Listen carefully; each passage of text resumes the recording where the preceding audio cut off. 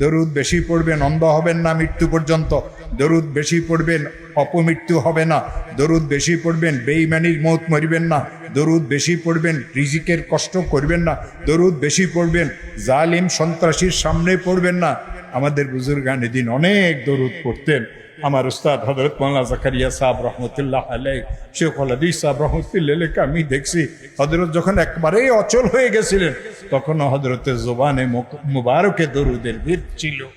এরপরে আল্লাহ রাসূল সাল্লাল্লাহু আলাইহি ওয়াসাল্লাম বললেন, ওয়ালি আইম্মাতিল মুসলিমিন। আইম্মা মানে প্রশাসনিক কর্মকর্তা, আইম্মা মানে উলামায়ে হক্কানি রব্বানি, ইমাম, খতিব, মাওলানা, মুফতি যারা, তারা। তো আমরা তাদের কি উপকার করতে পারবো? মুহাদ্দিসিন লিখেছেন, হক্কানি রব্বানি আলেমদের এবং নির্বাহীদের তাদের সাথে খাহি করা মানে তাদের হককে আদায় করা। মুহাদ্দিসিন লিখেছেন তাদের হক দুইটা।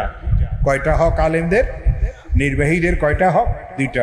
আসসামু ওয়াত তাআ, তারা যেটা বলে এটা শুনতে হবে, এটাকে মানতে হবে। শুনলেন মানলেন না কোনো দাম। আসসামু ওয়াত তাআ, আসসামু ওয়াত তাআ। এরপরে রাসূল করিম সাল্লাল্লাহু আলাইহি ওয়াসাল্লাম বললেন, ওয়ালি আম্মাতিহিম অথবা ওয়ালি আম্মাতিল মুসলিমিন, সাধারণ মুসলমানদের হককে আদায় করা। সাধারণ মুসলমানদের হক কোন হাদিসে আসছে 5টা, কোন হাদিসে আসছে 6টা। সালাম করলে ওয়ালাইকুমুস সালাম বলা, আগে সালাম করা, সালাম নেওয়ার জন্য বসিয়ে না থাকা। আমার প্রাণপ্রিয় ওস্তাদ, যার কাছে আমি মানুষ হয়েছি, 6 বছর যার কামরাতে আমি ছিলাম, এক প্লেটে খানা খেয়েছি, হযরত মাওলানা সাঈদ আহমদ পালানপুরীকে জীবনে কেউ আগে সালাম করতে পারে নাই। হযরত মাদানী নওয়ারাল্লাহু মারকাদাহুকে কেউ আগে সালাম করতে পারে নাই। আমাদের বাংলাদেশের একজন আলেম আছে, মাদারীনগরে এইদিকে মাদ্রাসা আছে, মাওলানা নোমান কাসিমি, 3 মাস পর্যন্ত লুকাই ছিল সাঈদ আহমদ পালানপুরীকে সালাম করব। একদিন ডাস্টবিনের পিছনে লুকাই ছিল যে হযরত যে এই পথে যাবেন, বুখারী পড়াইতে যাবেন, তখন আমি সালাম করব। তো হযরত ছিলেন, সাঈদ আহমদ পালানপুরী তো সাঈদ আহমদ পালানপুরী ছিলেন। যখন হযরত কাছে আসছেন তো হযরত দূরের থেকে বলছেন, আসসালামু আলাইকুম ওয়া রাহমাতুল্লাহ। এর নোমান কাসিম বলে, আমি বাইরে আসি বললাম, হযরত আজকে তো অনেক চেষ্টাই ছিলাম, লুকাইও ছিলাম, আপনি জানলেন কিভাবে? তো হযরত একটু মুস্কি হাসি দিয়ে বলেছিলেন, আমার জীবনে রেকর্ড নাই আমাকে কেউ আগে সালাম করছে। আমরা তো আগে সালাম করি না। শ্বশুররা জামাইকে সালাম করে না, শাশুড়িরা বউকে সালাম করে না। আপনি আপনার স্ত্রী আপনাকে সালাম করে, কিন্তু আপনি আপনার স্ত্রীকে কোনোদিন সালাম করেন না।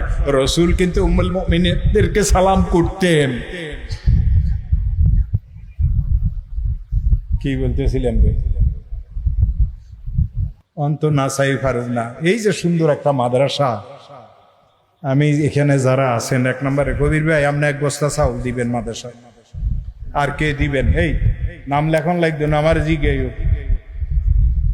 আর একজন হাতুড়ে বলেন, বলে আমি 1 বস্তা চাউল দেবো। সন্দীপের বিশ্বাস মরিয়ে গেছে, আল্লাহ জানে কোথায় থেকে হযরত এই কথা বলছেন। হযরত তো এই বলছেন, আমরা শুনছি, হযরত বলছেন কেউ যদি 1 বস্তা চাউল মেহমানে রসুলদের জন্য দেয় তো প্রত্যেকটা চাউলের পরিবর্তে আল্লাহ পাহাড় পরিমাণ সওয়াব দিবে। এখন একজন বলেন মাদ্রাসার ছাত্রদের জন্য 1 বস্তা চাউল দিবেন। 2 নম্বরকে হাতটা উঠান একটু। ওনারে চিনেন? চিনেন? ও ফো, হেতে তুন 1 বস্তা লইলে হইব? সবচেয়ে পুরান ব্যবসায়ী সিটাং রোডে মোটা চাল, চিল চাল সব একসাথে বেচে। একসাথে বেচে মানে মিলেই বেচে না।